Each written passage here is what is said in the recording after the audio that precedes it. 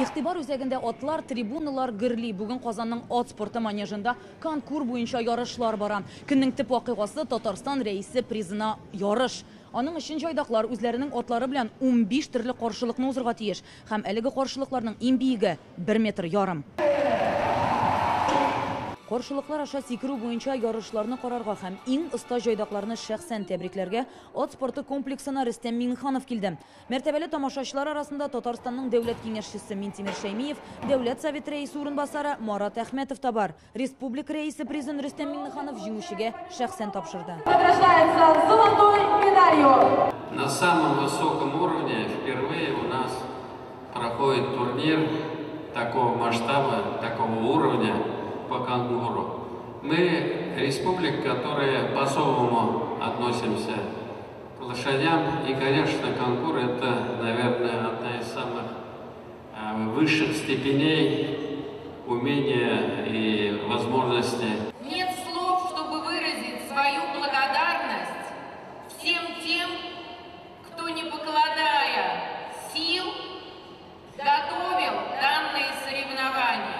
Татарстан көнендә Казан ипподромындагы төп ат чабышлары Аргамак призына ярышлардан башланды. Анда бары тик татар тукымыннан булган атлар чабыша. Алар 2000 метр дистанция араны узды.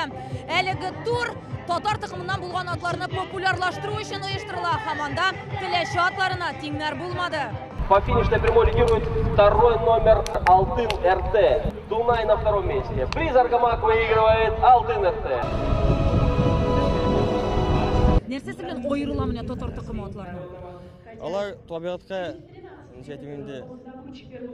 җайлашалар.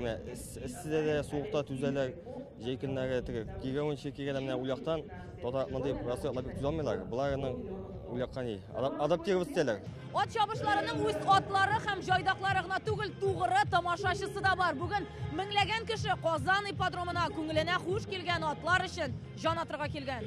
Бәйрәм бик зур бәйрәм икәнен сизелә, конечно, бик шатланып киләбез. Ипподромда шин бәйрәм сизелә.